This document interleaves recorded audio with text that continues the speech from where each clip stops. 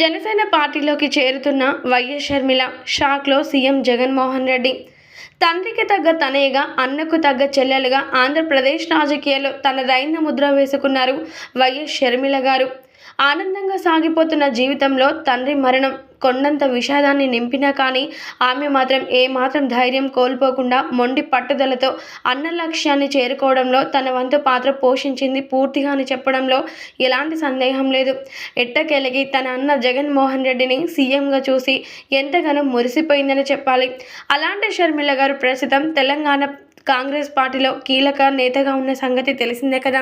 కానీ ఏమైందో ఏమో తెలియదు కానీ ఉన్నట్టుండి షర్మిల గారు తన మనసును మార్చుకొని జనసేన పార్టీలో చేరబోతున్నారట.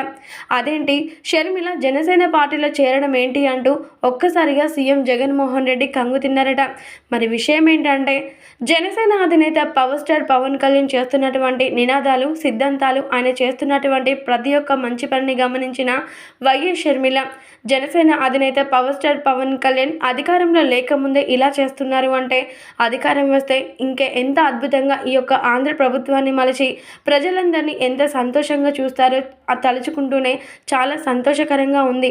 అందుకోసమని ఖచ్చితంగా తనకి చేయూతనివ్వాలని, తనతో నేను మాత్రం ఖచ్చితంగా కలుస్తాను అంటూ జనసేన పార్టీలో చేరాలని అనుకుంటుందట వైఎస్ షర్మిల. అయితే మరి ఈ పూర్తి విషయాలు తెలుసుకున్న జగన్మోహన్ రెడ్డి మాత్రం నాకు ఎంతగానో సపోర్ట్ చేసి నన్ను ఈ స్థితిలో ఉంచిన నా చెల్లి ఇప్పుడు మాత్రం నాకు ప్రతిపక్ష పార్టీ నాయకుడైన జనసేనానితో కలవడం ఏంటో అర్థం అవ్వడం లేదు అంటూ తల పట్టుకుంటున్నారట. చూడాలి మరి చివరికి ఏం జరుగుతుంది ఏంటి అనేది.